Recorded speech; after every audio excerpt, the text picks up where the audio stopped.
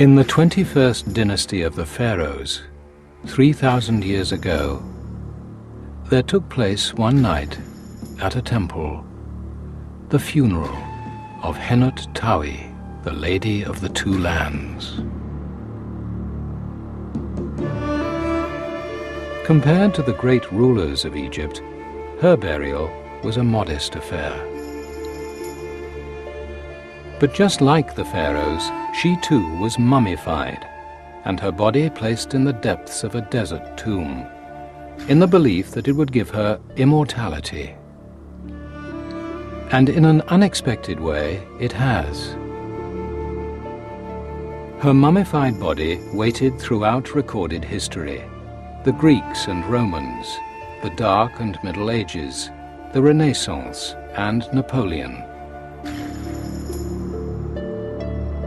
Until in the early 19th century, her tomb was plundered. The King of Bavaria bought the ornate sarcophagus with the mummy inside. He gave it to a museum in Munich, where, for another century, Henut Tawi lay undisturbed.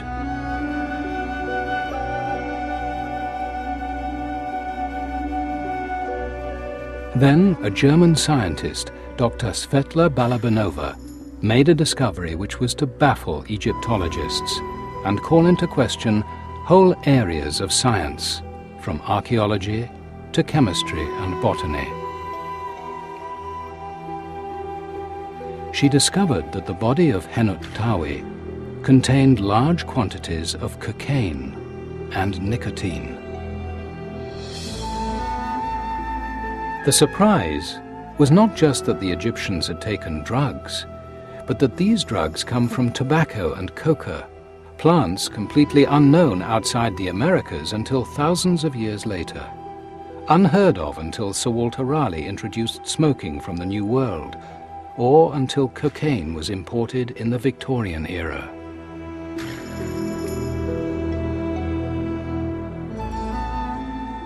It was seemingly impossible for the ancient Egyptians to get hold of these substances. And so began the mystery of the cocaine mummies.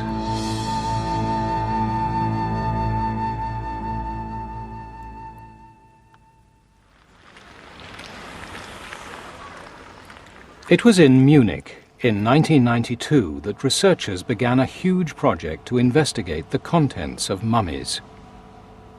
When, as part of their study, they wanted to test for drugs, it was no surprise that they turned to toxicologist Dr. Svetla Balabanova for help.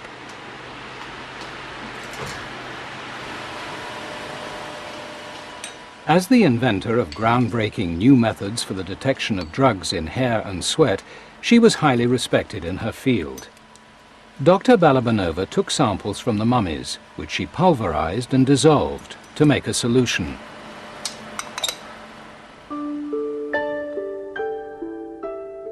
As she had done countless times before, she ran the samples through a system which uses antibodies to detect the presence of drugs and other substances.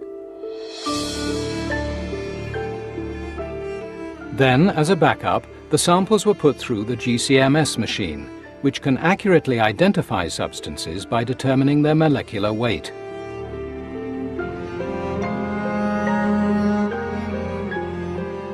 As the graph emerged with peaks showing that drugs were present, and as the printer spewed out the analysis of just which drugs, something seemed to have gone very wrong.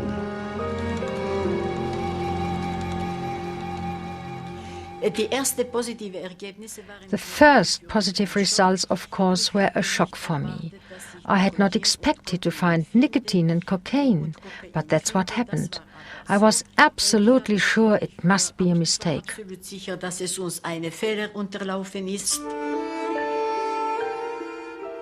Balabanova ran the tests again and again. She sent fresh samples to 3 other labs, but the results kept being confirmed. The drugs were there. So she went ahead and published a paper.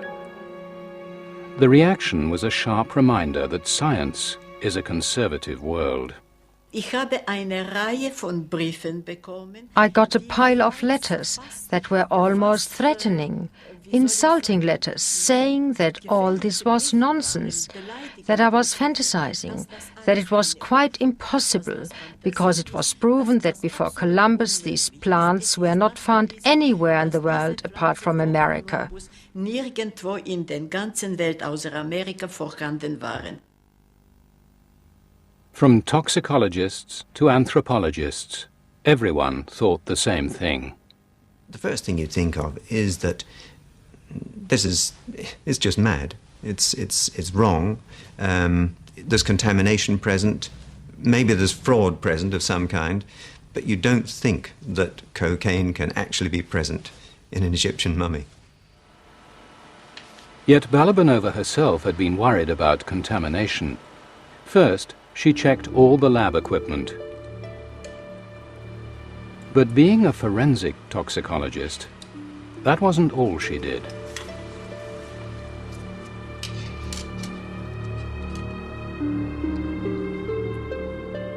Balabanova had learnt her trade working for the police and had been trained in the methods they used to investigate a suspicious death.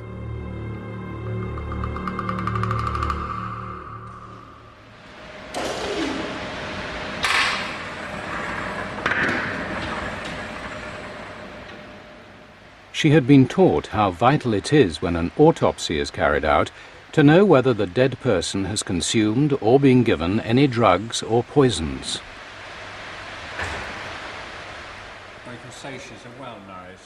And she had also been taught that a special forensic technique exists which can show that the deceased has consumed a drug and can rule out contamination at the same time. So, anxious to ensure that her tests on the mummies were beyond reproach, she used this very technique. It's called the hair shaft test. Drugs and other substances that are consumed by humans get into the hair protein, where they remain for months, or after death, forever. Hair samples from a body can be washed in alcohol, and the washing solution itself then tested. If the washing solution is clean but the hair comes up positive, then the drug must be inside the hair shaft, which means the person must have consumed it during their lifetime. It's considered proof against contamination before or after death. The hair shaft test is accepted. If you know that you've taken your hair sample from this particular individual and the hair shaft is shown to contain the drug, well then it is proof positive that the person has taken that drug. So it is accepted in law. It's put people into prison. The hair shaft test on the bodies of a couple in Jersey showed their two sons had drugged them before killing them.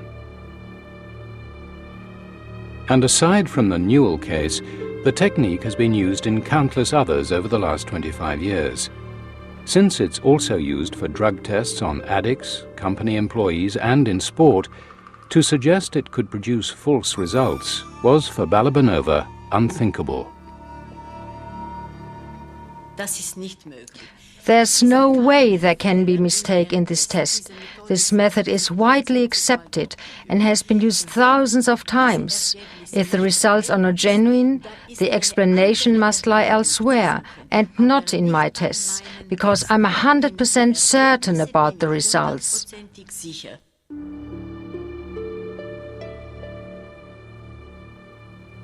If the fault was not in the tests, what else could lie behind the impossibility of mummies containing drugs from the plants coca and tobacco, from a continent not discovered until over 1,000 years after the end of the Egyptian civilization?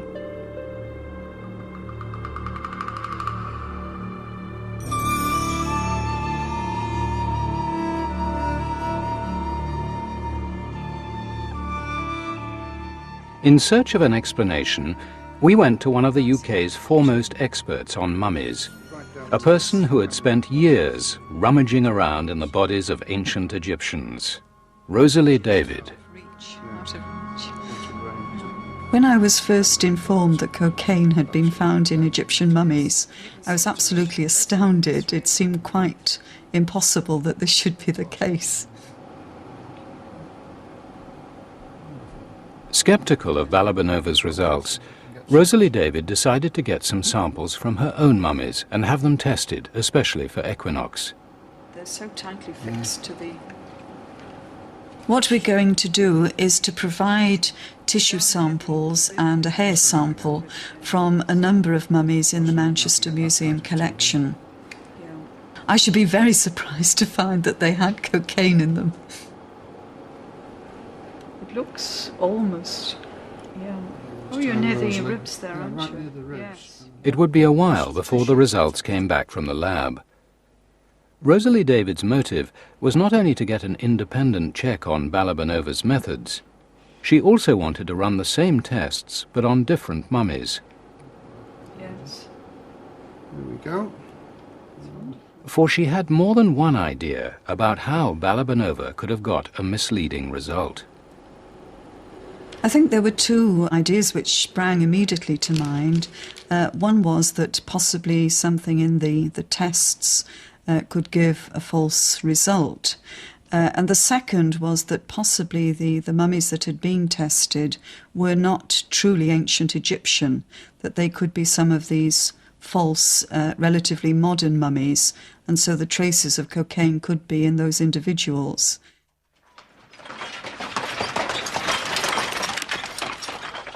What Rosalie David was referring to happened in Egypt in Victorian times. It was a gruesome operation to supply the antique dealers of Luxor.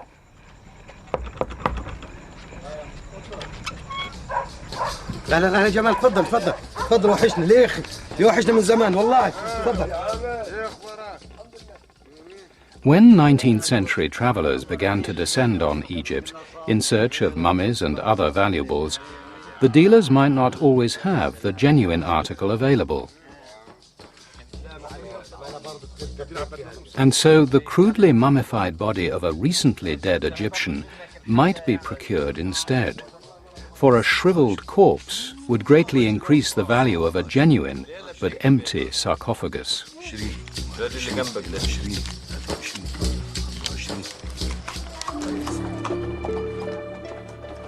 Sometimes collectors would buy only limbs or other mummified spare parts. These are doubly suspect, for the trade in fake mummies, particularly separate heads and limbs, has an even older origin. Eating the flesh of mummies was a common 16th century practice in Europe. People believed the mummies contained a black tar called bitumen, and so thought powder made from the ground-up bodies would cure various illnesses.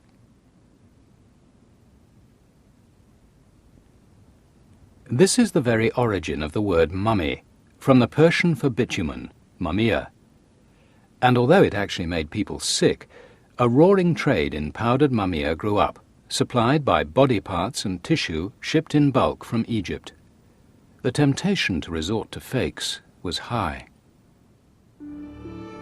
Very soon, the demand outstripped the supply, and certainly in the 16th century, a French physician undertook a study of this trade, and he found that in fact they were burying the bodies of convicted criminals in the sand. They were producing mummies, and these then became a source for the medicinal ingredient. Could it be that the mummies Balabanova had tested were fakes? Carbon dating on mummies often produces incorrect results, so archaeologists rely on the provenance, knowing what tomb and excavation the mummy comes from, and on examining the mummification techniques.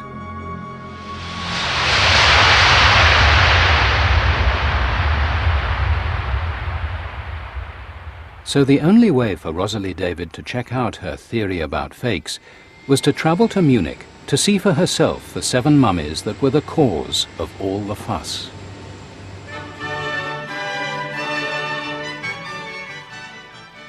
The Munich mummies, as they are known, belong to the city's Egyptian Museum, which is housed in the old palace of King Ludwig I of Bavaria, who started the collection.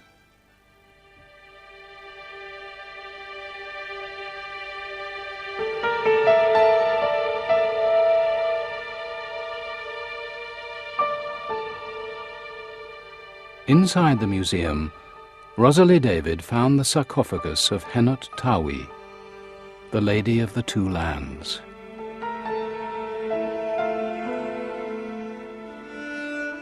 She discovered from the museum catalogue that the coffin was bought by King Ludwig from an English traveller called Dodwell in 1845. There was no record of an exact excavation, but Henot Tawi was said to come from a tomb reserved for the priests and priestesses of the god Amun in Thebes.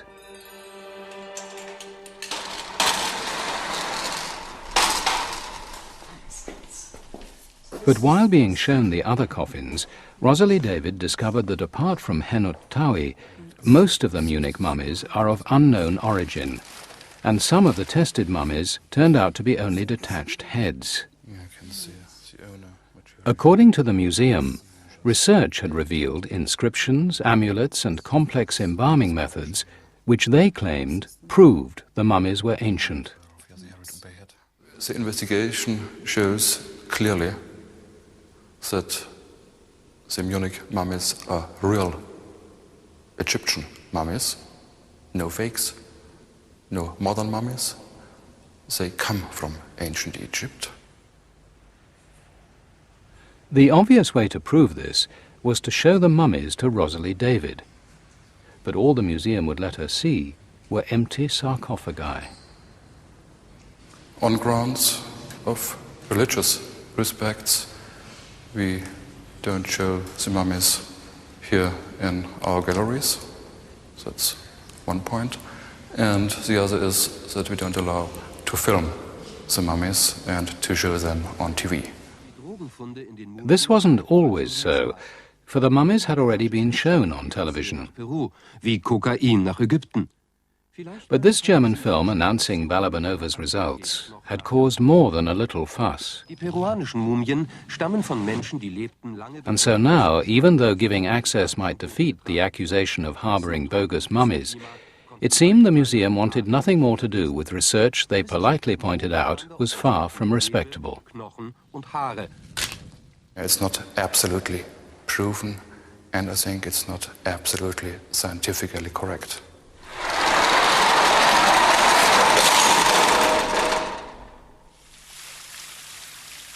Rosalie David had to make do with research papers and books from the museum. Were the Munich mummies fakes? Despite her initial suspicions, she decided that on balance they probably were the real thing. From the documentation and the research which is being carried out on the Munich mummies, it seems evident that they are probably genuine, because they have packages of the viscera inside them, some with wax images of the gods on them, and also the state of mummification itself is very good. I would say that the detached heads we can't comment on, but the complete bodies probably are genuine. And if that wasn't enough, it turned out the results from the Munich mummies were not the only evidence from the dead. The anthropologists who had originally ordered the tests didn't continue the project, but Balabanova, alongside her normal research into the metabolism of drugs, started requesting samples of other ancient human remains from universities, and it was then that she got more results from Egypt. She tested tissue from 134 naturally preserved bodies from an excavated cemetery in the Sudan, once part of the Egyptian Empire. Although from a later period, the bodies were still many centuries before Columbus discovered the Americas. About a third of them tested positive for nicotine and cocaine. Balabanova was mystified by the presence of cocaine in Africa, but thought she might have a way of explaining the nicotine. As well as Egypt and the Sudan, she also tested bodies from China, Germany and Austria, spanning a period from 3700 BC to 1100 AD.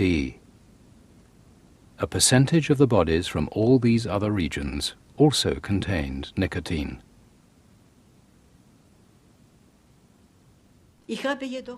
I continued to work on it because I wanted to be sure about my results. And after I had tested 3,000 samples, I was absolutely certain that the tobacco plant was known in Europe and Africa long before Columbus.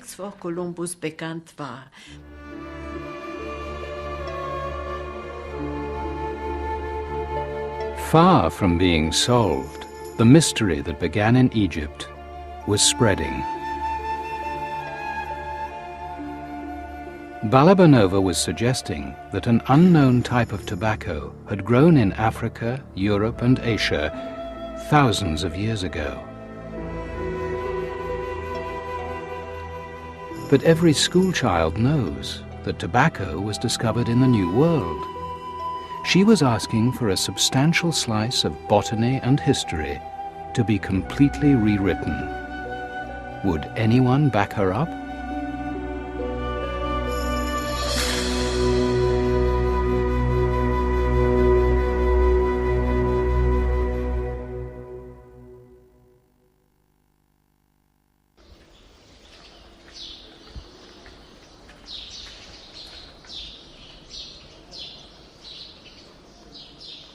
Dr. Balabanova had told us that we might find the secret behind the mysterious presence of nicotine and cocaine in Egyptian mummies in the ancient plants of Africa. Perhaps there had been drug plants which the Egyptians used, but which vanished along with their civilization. This led to a much more basic question. Were the Egyptians, the great pharaohs and pyramid builders, really users and abusers of drugs?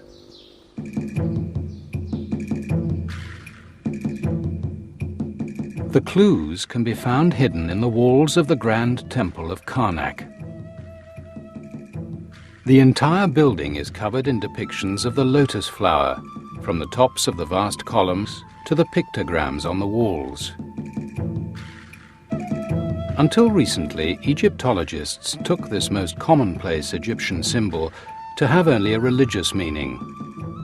But according to some, the true significance of the lotus has been overlooked. The lotus was a very powerful narcotic which was used in ancient Egypt and presumably was widespread in this use because we see many scenes of individuals holding a cup and dropping a lotus flower into the cup which contained wine, and this would be a way of releasing the narcotic.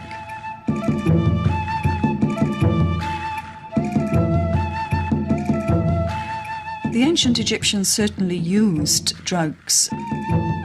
As well as lotus, they had mandrake and cannabis, and there is a strong suggestion that they also used opium. So although it is very surprising to find cocaine in mummies, the other elements were certainly in use.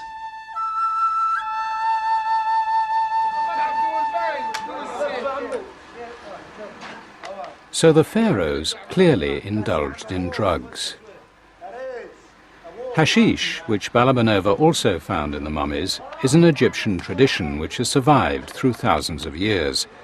Although nowadays in public, pipes tend to be filled with nothing more than tobacco.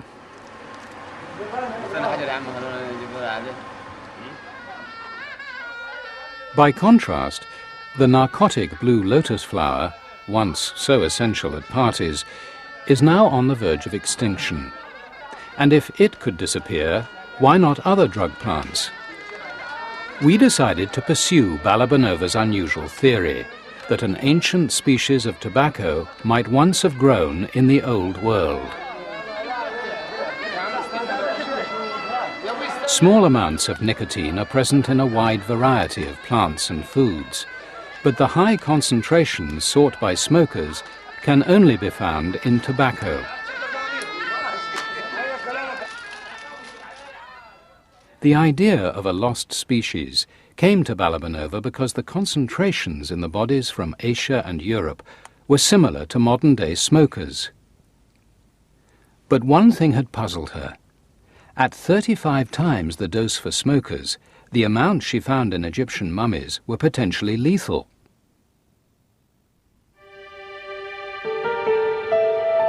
At first, Balabanova was baffled. But then she had a thought.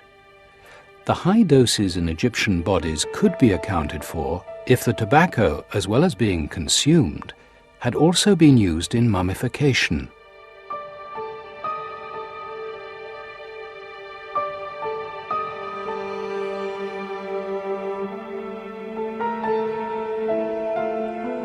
Over their 3,000-year history, the Egyptian priests kept the recipes of spices and herbs used to preserve the thousands of people and millions of animals they mummified, a closely guarded secret. The high levels of nicotine in tobacco can kill bacteria. Could it have been one of their secrets? Balabanova looked through old literature about the bodies of the great pharaohs and queens themselves. No longer under the care of the priests, the fragile royal mummies are now kept in strict atmospheric conditions in the Cairo Museum.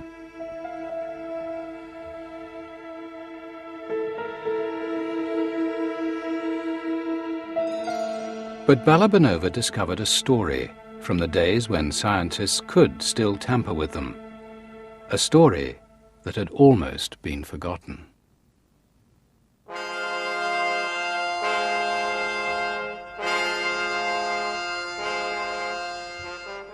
Ramses II died in 1213 BC, a few hundred years before Henut Tawi. When he was mummified, every possible skill and every rare magical ingredient was used by the embalmers in their attempts to preserve his body for eternity. For where Henut Tawi was only a priestess, Ramses was arguably the mightiest of all the pharaohs.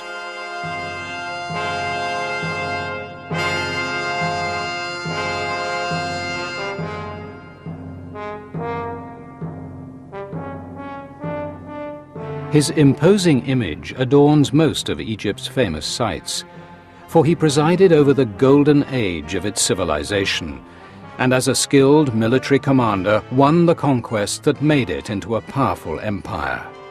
But what interested Balabanova was what happened to Ramses 3,000 years later, when he went on his final royal visit. Les chercheurs français viennent de révéler qu'ils avaient réalisé de nouvelles découvertes en étudiant la momie du pharaon Ramsès II.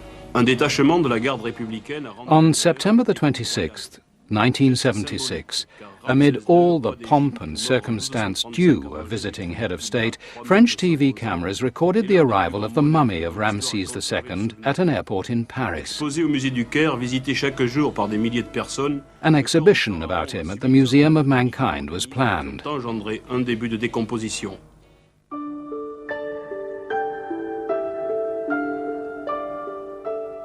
But the body was found to be badly deteriorated, and so a battery of scientists set about trying to repair the damage.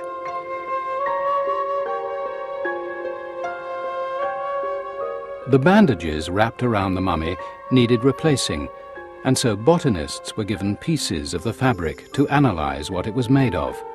One of them found some plant fragments in her piece and decided to take a closer look.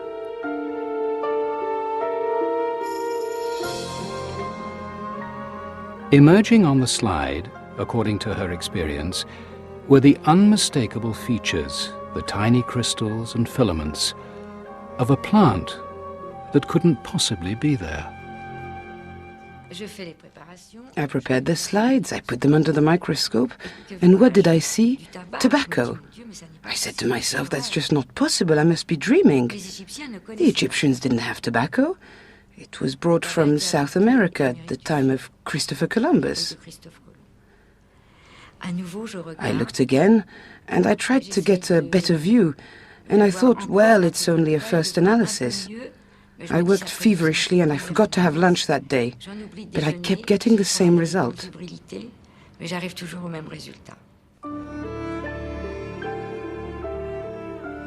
Amid a storm of publicity, people alleged, just as they did with Balabanova's results, that this must be a case of contamination. It's a view shared to this day by Ramses' keeper at the Cairo Museum, who suspects there is a straightforward explanation. According to my knowledge and my experience, most of the archaeologists and scientists been working on these fields, they are smoking pipes. And I myself have been smoking pipes for more than 25 years. Then maybe a piece of the tobacco dropped by haphazard or just in a way.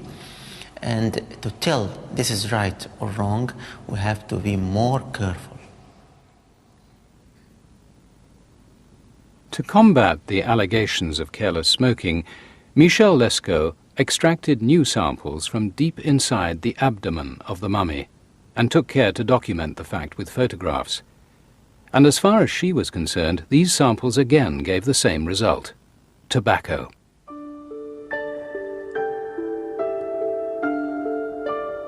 So was Lescaut's discovery the proof Balabanova needed for an ancient species of tobacco? For a second opinion, we went to the herbarium at the Natural History Museum to find an expert on tobacco who had seen Lescaut's published work. She argued that Lescaut's evidence would only identify the family from which tobacco comes, and not the specific plant. I think that they had a certain amount of evidence, and they took the evidence one step farther than the evidence really allowed them. There are some times when you can only go so far down a road towards telling what something is, and then you come against a wall which you can't go any farther, otherwise you start to make things up. Sandy Knapp thought the plant from Ramses was more likely to be one of the other members of the tobacco family, which are known to have existed in ancient Egypt, such as henbane, mandrake or belladonna. I think it is very unlikely that tobacco has an alternative history, because I think that we would have heard about it. There would have been some sort of use of it present in either the literature, in temple carvings, somewhere. There would have been some evidence that we could point to and say, ah, that's tobacco. But there's nothing. It's true the official theory is that tobacco originates in South America, but it's also true that there are species in Australasia and in the Pacific Islands. There could have been other varieties, ancient varieties of tobacco that existed once in Asia, and why not in Africa? Varieties that have now disappeared. So it's not sacrilege to challenge the official theory. The jury was still out on a vanished species of tobacco, though Michel Lescaut remained convinced her identification had been correct. But she couldn't help with the cocaine, for it seemed that not even a single botanist believed in a disappearing coca plant. Finding cocaine in these Egyptian mummies, botanically speaking, is almost impossible. I mean, there's always a chance that there might be some sort of plant there or something, but I would think that really there's some mistake, something's wrong somewhere, because I can't explain it from a plant point of view at all. For thousands of years, people in the Andes have been chewing coca leaves to get out the cocaine, with its stimulant, anesthetic, and euphoric properties. There are actually species of the coca family which grow in Africa, but only the South American species have ever been shown to contain the drug. Since cocaine is not in any other plants, Balabanova was completely mystified, but she thought she might have just one possible idea. The cocaine, of course, remains an open question. It's a mystery. It's completely unclear how cocaine could get to Africa. On the other hand, we know that there were trade relationships long before Columbus, and it's conceivable that the cocoa plant could have been imported into Egypt even then. Auch damals importiert wurde.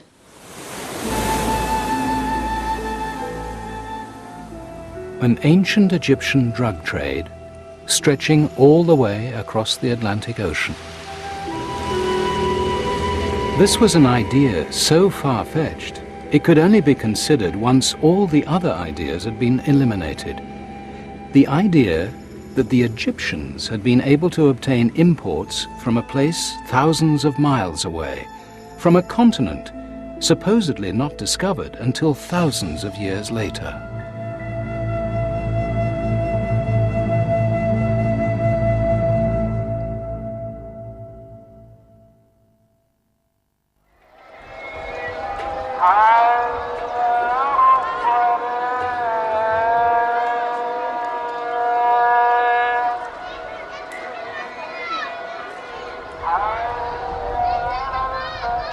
Was it possible that coca, a plant from South America, had been finding its way into Egypt 3,000 years ago?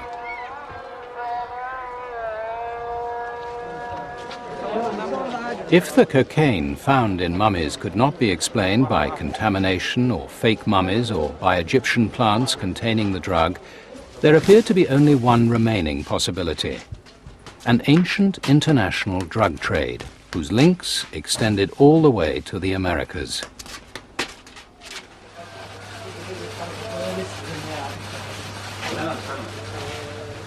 To obtain incense, myrrh and other valuable plants used in religious ceremonies and herbal medicines, it's true, the Egyptians were prepared to go to great lengths.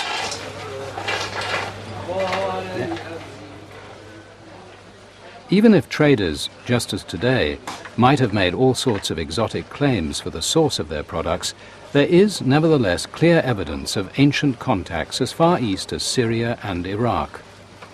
They also extended north into Cyprus, south into Sudan and Somalia, and west into Libya.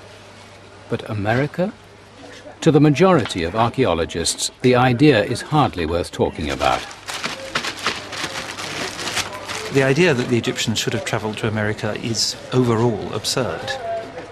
I don't know of anyone who is professionally employed as an Egyptologist or anthropologist or archaeologist who seriously believes in any of these possibilities, and I also don't know anyone who spends time doing research in these areas, because they're not perceived to be areas that have any real meaning for the subjects. But on the other side of the Atlantic Ocean, where the moving current of the Gulf Stream arrives in Mexico directly from the west coast of Africa, there is a professionally employed anthropologist who does seriously believe in such possibilities. I think there is good evidence that there was both transatlantic and trans-Pacific travel before Columbus. When you try to talk about transoceanic contact, people that are standard archaeologists get very skittish, and they want to change the subject or move away. Sometimes you suddenly see a friend across the room. They don't want to pursue the subject at all. They seem to feel it's some kind of contagious, horrible disease that they don't want to touch, or it will bring disaster to them. Why was the mere contemplation of voyages before Columbus or the Viking crossings to America thought to be some sort of curse?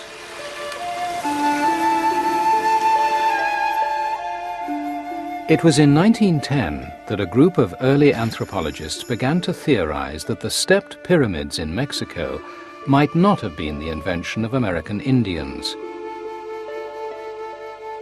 Could the technology have come from the other side of the Atlantic Ocean, from Egypt, where there were also stepped pyramids? After spotting other transatlantic similarities, these anthropologists began to argue that all civilization was invented in Egypt, and later handed down to what they regarded as more primitive societies. The implication that old world culture was superior was thought acceptable at that time.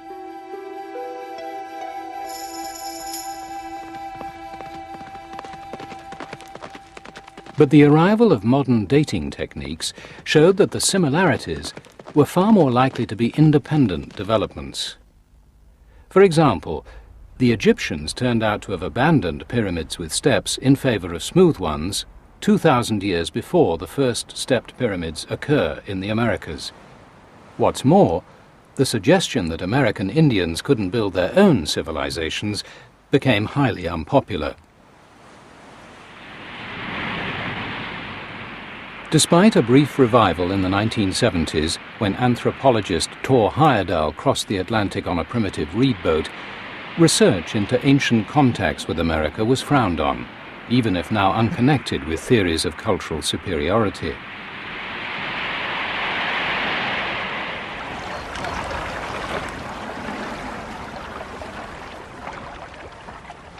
But the idea that the ability of the ancients to cross oceans might have been underestimated has continued to be quietly whispered about. And over the years, evidence has grown, which suggests it might be time to look again at such voyages.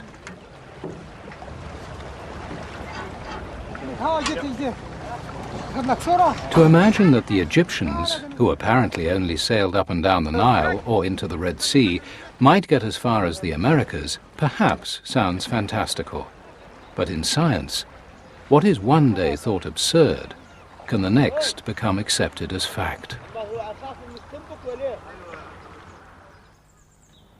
One senior academic thinks it's important to remember that before the discovery of this Norse settlement in Newfoundland in 1965, theories about Viking voyages to America were dismissed as nonsense. What we've seen is a shift from the idea of Viking landings in America being seen as completely fantastic or partisan to their being accepted by every scholar in the field. The fact that evidence of the Viking crossings was hidden has encouraged Martin Bernal to contemplate even earlier voyages that are likewise presently dismissed as impossible.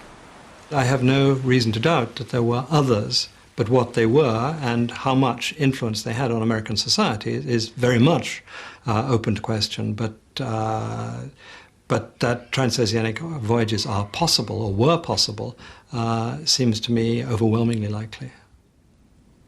A likelihood Bernal believes is reinforced by some Roman jars found in 1975 in a place called the Bay of Jars in Brazil. It's been suggested a Roman galley could be buried under the sea, but the interpretation of such finds is heavily disputed. But they would fit the possibility that there was the odd ship that, by mistake, ended up on the other side of the Atlantic. What they're not going to fit is the idea of sustained two-way contact, because there is a huge amount of historical evidence from the Roman world, and there is nothing whatever that suggests that such contact existed. They can't have been planted because the bay was known as the Bay of Jars since the 18th century, so that Roman jars have been turning up.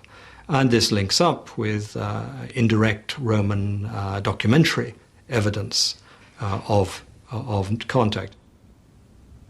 The Bay of Jars is only one of several oddities claimed as evidence of transatlantic contacts. Also in Brazil is an inscription said to be in an ancient Mediterranean language. Meanwhile, in Mexico, there are 3,000-year-old figurines with beards, a feature unknown in Native Americans of the region. Plus colossal statues that are said to look African. And an apparent picture of a pineapple, an American fruit, has been found in Pompeii.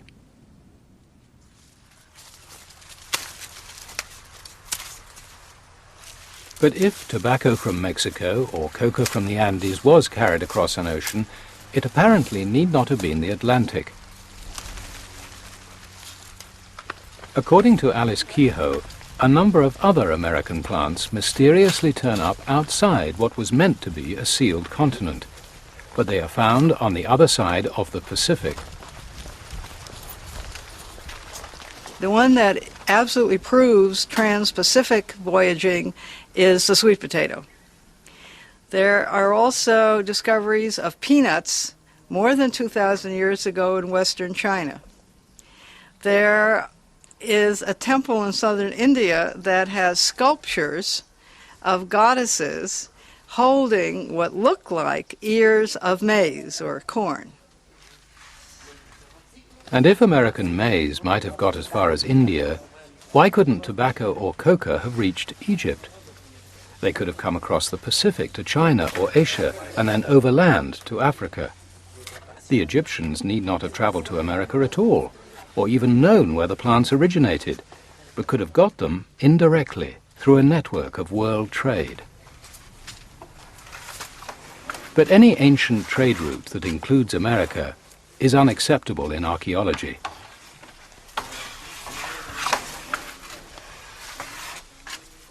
I don't think it's at all likely that there was an ancient trade network with America.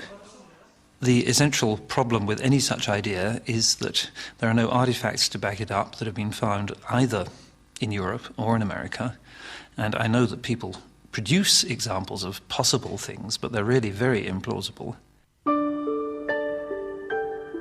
Yet the recent discovery of minute strands of silk in the hair of a mummy from Luxor could suggest trade stretching from Egypt to the Pacific. For silk at this time is only known to have been made in China. Martin Bernal argues that it would be a pity to replace earlier cultural arrogance with an arrogant belief in progress. We're getting more and more evidence of world trade at an earlier stage. I mean, you have the Chinese silk definitely arriving in Egypt by 1000 BC. I think there's been a tendency for modern scholars to believe rigidly in progress, and the idea that you could only have a worldwide trading network from the 18th century on is part of our own temporal arrogance, that it's only modern people who can do these things.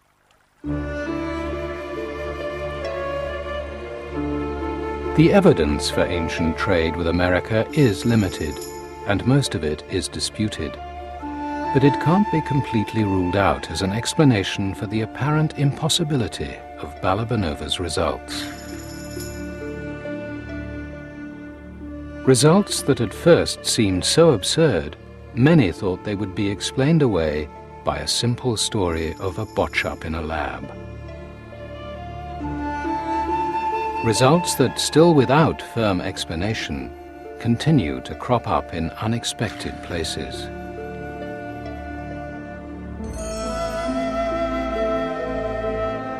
For in Manchester, the mummies under the care of Rosalie David, the Egyptologist once so sure Balabanova had made a mistake, produced some odd results of their own. We've received results back from the tests on our mummy tissue samples, and 2 of the tissue samples and the 1 hair sample both have evidence of nicotine in them. And I'm really very surprised at this. The results of the tests on the Manchester mummies have made me very happy.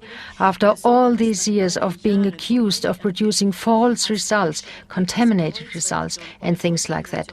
So I was delighted to hear that nicotine was found in these mummies, and very, very happy to have this enormous confirmation of my work.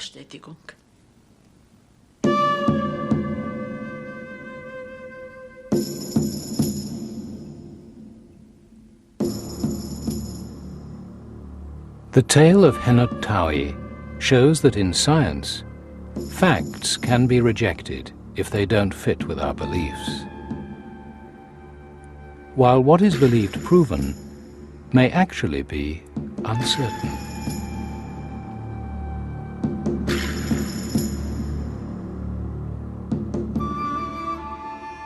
Little wonder, then, that a story that began with 1 scientist, a few mummies, and some routine tests, in no time at all could upset whole areas of knowledge we thought we could take for granted.